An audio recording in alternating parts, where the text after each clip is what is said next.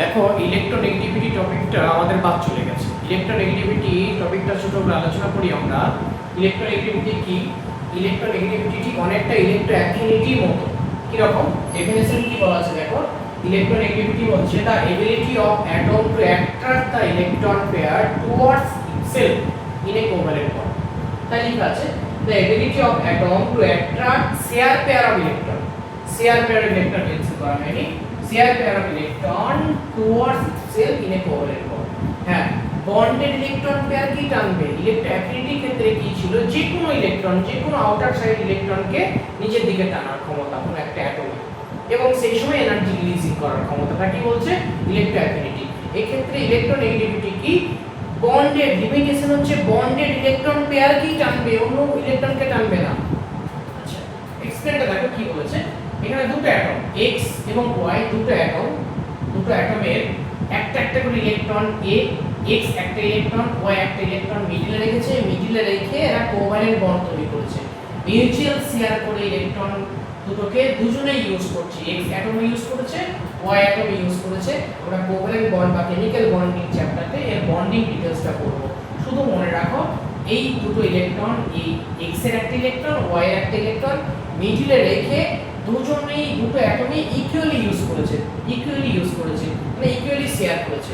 আচ্ছা, এই সময় একটা বন্ড তৈরি করেছে, এটাকে বলছে covalent bond. By mutual share of electron pair is called covalent bond. By mutual sharing of electron pair is called covalent bond.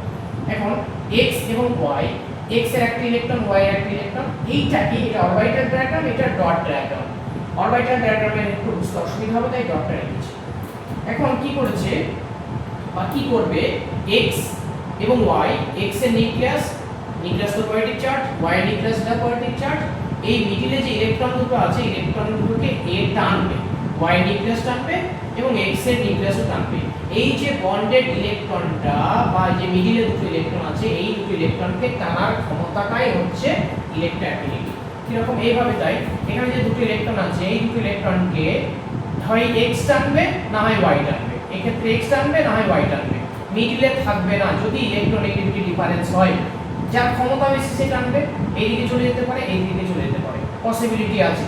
এই যে ইলেকট্রনকে ডিসপ্লেস করে দেওয়া, সরিয়ে নিয়ে যাওয়া, এই যে বন্ডেড ইলেকট্রনটাকে যার ইলেকট্রোনেগেটিভিটি বেশি তার দিকে চলে যাওয়াটাই হচ্ছে ইলেকট্রোনেগেটিভিটি। তাই বলেছে the ability of an atom to attract the shear pair of electron towards itself in a covalent bond is called electronegativity. Next example আরেকটা নিচে আমরা एग्जांपल 2, F দুটো floating atom, F atom, A atom, দুটো F অ্যাটমের একটা একটা করে electron মিডলে রেখে mutual share করে বন্ড তৈরি করেছে। এবার A অ্যাটমের নিউক্লিয়াস, পাশের অ্যাটমের নিউক্লিয়াস সে টানছে ইলেকট্রনকে, এই F এর ইলেকট্রন, এই F এর নিউক্লিয়াস সে টানছে ইলেকট্রনকে। এখন এই দুটো যেহেতু সেম টাইপের অ্যাটম, দুটোই যেহেতু দুটোই ফ্লোটিং, তাই বন্ডেড ইলেকট্রন দুটো ঠিক মিডলে থেকে যাবে, কোনো রকম ডিসপ্লেসমেন্ট হবে না। এ যতটা এনার্জিতে টানবে, এ যতটা এনার্জিতে টানবে, এও কি ততটা এনার্জিতে থাকবে। কোনো রকম ইলেকট্রনের পজিশনের কোনো ডিসপ্লেসমেন্ট হবে না, কারণ দুটোই সেম টাইপের অ্যাটম বা হোমোনিউক্লিয়ার অ্যাটম, দুটোই সেম নিউক্লিয়াস, এও দুটোই পাওয়ার সেম। তাই সেই জন্য ইলেকট্রোনেগেটিভিটি ডিফারেন্স তৈরি হবে না। ডিফারেন্স না তৈরি হলে বন্ডেড ইলেকট্রন মিডলে থেকে যাবে। এই ক্ষেত্রে কি x y, আমি যদি তর্কের খাতিরে যদি ধরে নিই x এর ইলেকট্রোনেগেটিভিটি y এর থেকে বেশি, ইলেকট্রোনেগেটিভিটি মানে ইলেকট্রনকে টানার ক্ষমতা, তাহলে এই বন্ডেড ইলেকট্রন পেয়ার কার দিকে যাবে?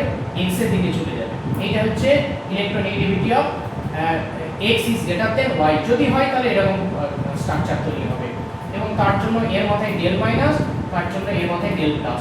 যার দিকে চলে যাবে ইলেকট্রন সে মাইনাস, আর যার কাছ থেকে চলে যাবে সে প্লাস। ইলেকট্রন কারোর দিকে যায়, যদি ইলেকট্রন হয় নেগেটিভ, তোমার দিকে যদি ইলেকট্রন যায় তোমার মাথায় নেগেটিভ চার্জ তৈরি হবে, আর যার কাছ থেকে সরে যাবে তার মাথায় পজিটিভ। যদি ইলেকট্রোনেগেটিভিটি ডিফারেন্স থাকে তবে এরকম ডিসপ্লেসমেন্ট হবে ইলেকট্রনের, মিডলের বন্ডেড ইলেকট্রনগুলো ডিসপ্লেসমেন্ট হবে। এখানে একটা ছবিতে বুঝিয়েছি দেখো, এ প্যাটার্ন তার দুটো ইলেকট্রন, একটা ইলেকট্রন, একটা তার ইলেকট্রন আর একটা তার ইলেকট্রন মিডলে রেখেছে। মিডলে রেখে দুটো এপি চাইছে আমি টানবো, এও টানছে ও টানছে, ইলেকট্রন দুটোকেই টানার চেষ্টা করছে, কিন্তু দুটোই যেহেতু সেম ক্ষমতা সম্পন্ন বডি অ্যাটম, তাই ইলেকট্রনের কোনো বা বন্ডেড ইলেকট্রনের কোনো ডিসপ্লেসমেন্ট হবে না। এখন ইলেকট্রোনেগেটিভিটি বোঝাচ্ছে মোদ্দা কথা ইলেকট্রনকে টানার ক্ষমতা, এর কোনো ইউনিট নেই, ইউনিটলেস একটা কোয়ান্টিটি। এই ইলেকট্রোনেগেটিভিটি বিভিন্ন স্কেল আছে, বিভিন্ন স্কেলের মধ্যে আমরা পাউলিং স্কেলটাই আমরা মনে রাখবো, বা পাউলিং স্কেলের যে ইলেকট্রোনেগেটিভিটি ভ্যালুগুলো আছে সেটাই আমাদের আলোচনার বিষয় থাকবে, অন্য স্কেল আমাদের ক্লাস 11 চলতে থাকতে পারে থাকবে। এখন dependency of electronegativity, dependency of electronegativity কার উপর ডিপেন্ড করে? এক নম্বর হচ্ছে নিউক্লিয়ার চার্জ, যেটাকে আমরা NC বলে ছাড়বো, আর একই গল্প অ্যাটমিক রেডিয়াস, যেটাকে AR বলে ছাড়বো। নিউক্লিয়ার চার্জ, তুমি বলো তো নিউক্লিয়ার চার্জ সম্পর্কে যদি আলোচনা করি, নিউক্লিয়ার চার্জ যদি বেশি হয়, নিউক্লিয়ার চার্জ যদি বেশি হয় নিউক্লিয়াস অ্যাক্টিভেট, নিউক্লিয়ার চার্জ যদি বেশি হয় ইলেকট্রনকে টানার ক্ষমতা বেশি, তাহলে নিউক্লিয়ার চার্জ যদি বেশি হয় তাহলে ইলেকট্রোনেগেটিভিটি কি হবে? ইলেকট্রোনেগেটিভিটি বেশি হবে। Next atomic radius, atomic radius, atomic radius যদি বেশি হয়, একটা বড় অ্যাটম, বিশাল বড় একটা অ্যাটম, সে কি ইলেকট্রন টানবে? ইলেকট্রন টানবে না। তাহলে অ্যাটমিক রেডিয়াস যদি বেশি হয় তাহলে ইলেকট্রোনেগেটিভিটি কি হবে? ইলেকট্রোনেগেটিভিটি কম হবে। ছোট অ্যাটম, ইলেকট্রন টানবে বেশি, ইলেকট্রোনেগেটিভিটি ভ্যালু বেশি। Next trending, dependency of electronegativity কার কার উপর ডিপেন্ড করে? এই ডিপেন্ডেন্সি তো হলো ট্রেন্ড কি কি আছে, trend of electronegativity along a period. আমরা एग्जांपले যাই, অ্যালং এ পিরিয়ডে আমরা P2 নিয়ে আলোচনা করি। P2 তে আমাদের কি কি আছে? লিথিয়াম আছে, বেরিলিয়াম আছে, বোরন আছে, কার্বন আছে, নাইট্রোজেন আছে, অক্সিজেন আছে, ক্লোরিন আছে, আর লাস্টে আমাদের নিয়ন আছে। এই বলো তো অ্যাটমিক রেডিয়াস এক্ষেত্রে প্রথম অ্যাটমটা সবথেকে বড়, আস্তে আস্তে আস্তে আস্তে ছোট হতে গেছে, ছোট হতে গেছে, ছোট হয়ে গেছে, এইটা আবার একটু বেড়ে গেছে, কার সমান? বেরিলিয়ামের সমান। তাহলে এই বরাবর যদি হাঁটতে শুরু করো, পিরিয়ডিক টেবিলে লেফট টু রাইট বরাবর যদি হাঁটতে শুরু করো, লেফট টু রাইট বরাবর যদি হাঁটতে শুরু করো, তাহলে অ্যাটমিক সাইজ যেহেতু অ্যাটমিক রেডিয়াস কি হচ্ছে?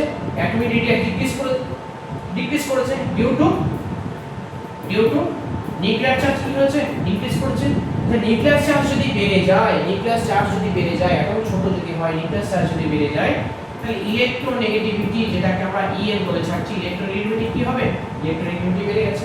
তার মানে এই বরাবর যদি হাঁটতে শুরু করো, মোদ্দা কথা লেফট টু রাইট বরাবর হাঁটতে শুরু করো, ইলেকট্রোনেগেটিভিটি কি হচ্ছে? ইনক্রিজ করেছে due to increasing nuclear charge. তাহলে এই সেকেন্ড পিরিয়ডে মানে P2 তে সবথেকে ভালো, সবথেকে গুড আর সবথেকে মোর ইলেকট্রোনেগেটিভিটি এলিমেন্ট কোনটা হবে? ফ্লোরিন। হ্যালো এই গ্রুপ, সরি ডাউনের গ্রুপে আমরা एग्जांपल নিই, আমরা এটা নিই, হ্যালোজেনটা নিই एग्जांपल হিসেবে। গ্রুপ নাম্বার 17 নিয়ে আলোচনা করি। 17 এ আমাদের কি কি আছে?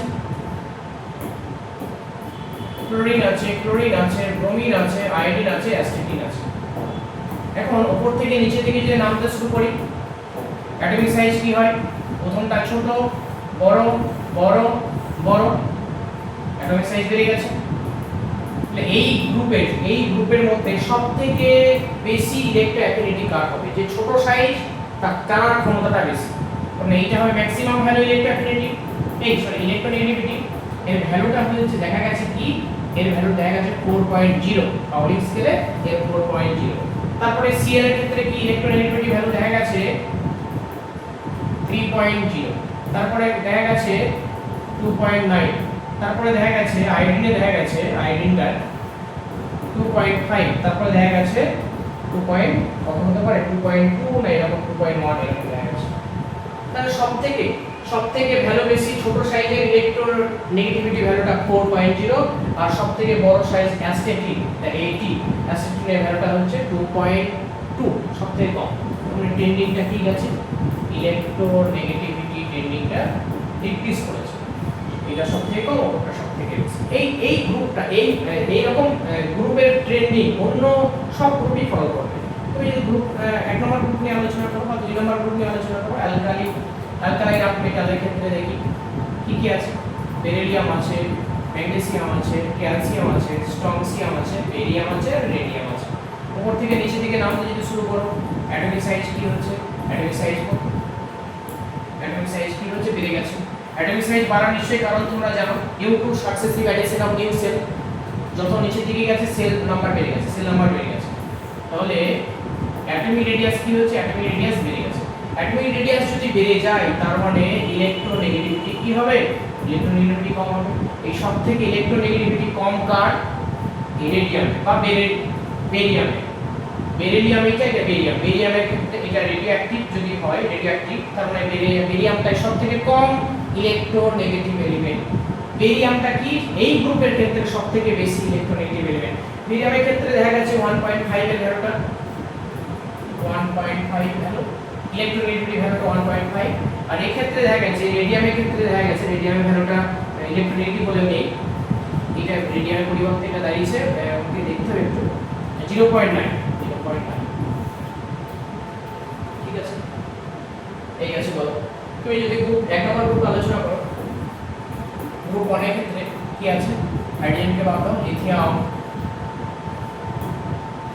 Sodium, potassium, rubidium, CS. এই গ্রুপের সবথেকে তুমি যদি বলো সবথেকে বেশি ইলেকট্রোনেগেটিভ এলিমেন্ট কে হবে, এই গ্রুপের সবথেকে সাইজ ছোট কে, হাইড্রোজেনের সবথেকে ছোট। তারপর হাইড্রোজেনের থেকে কি আস্তে আস্তে বড় হয়েছে, আস্তে আস্তে আরো বড় হয়েছে, অ্যাটমটা আস্তে আস্তে আরো বড় হয়েছে, অ্যাটমটা আমি সব পেয়ে গেলাম না, অ্যাটমটা বড় হয়েছে, আবার যদি নাও অ্যাটমটা আরো বড় হয়েছে। তাই হাইড্রোজেনের ইএন ভ্যালুটা দেখা গেছে কি, ইলেকট্রোনেগেটিভিটি ভ্যালু, ইএন মানে ইলেকট্রোনেগেটিভিটি ভ্যালু হচ্ছে 2.1। আর এই সিজিএমের ক্ষেত্রে দেখা গেছে 0.7। 0.7 হচ্ছে এই হচ্ছে ভ্যালু, এই হচ্ছে স্কেল, পাউলিং স্কেল। তোমাদের একটা জিনিস মনে রাখতে হবে, ইলেকট্রোনেগেটিভিটি কয়েকটা মনে রাখতে হবে। যেমন হাইড্রোজেন মনে রাখতে হবে, হাইড্রোজেনের ভ্যালু হচ্ছে, এটা কপি করে রাখবে বা বই থেকে তুলবে। হাইড্রোজেনের ইলেকট্রোনেগেটিভিটি হচ্ছে এর হবে, ইলেকট্রোনেগেটিভিটি হবে 2.1। তুমি কার্বনের মনে রাখবে, কার্বনের হচ্ছে 2.5। নাইট্রোজেনের মনে রাখবে, নাইট্রোজেন হচ্ছে 3.0। তুমি সিএল এর মনে রাখবে, সিএল হচ্ছে 3.0। অক্সিজেনের মনে রাখবে 3.5। এফ এর মনে রাখবে 4.0। আর সবই হয়ে গেল, সব মোটামুটি এই 4-5টা, এই 6টা মনে রাখলে কি, আর এই 6টা মনে রাখলেই তোমার ক্লাস 10 অবধি যা সমস্যা আসবে, যা ক্লাস 10 অবধি যা কিছু প্রবলেম আসবে আশা করছি না এই 6টার মধ্যেই তুমি ম্যানেজ করতে পারবে, বা 6টা ডেটা যদি জানতে পারো তাহলে তুমি। হ্যাঁ, আরেকটা ডেটা যেটা ভুল করছিলাম আমি, এই সিজিএমের ভ্যালুটা রাখতে হবে। সিজিএম হচ্ছে 0.7।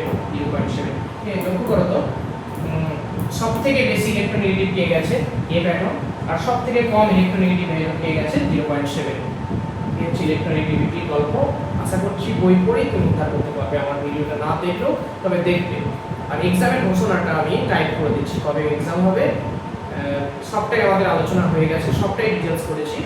আর আগের বছরের কোশ্চেন বা প্রিভিয়াস ইয়ার্সের যে কোশ্চেনগুলো আমি পিডিএফ দিয়ে দেবো, তোমরা ওখান থেকে প্রিন্ট করে প্র্যাকটিস করবে। আর এক্সামের ঘোষণাটা আমি টাইপ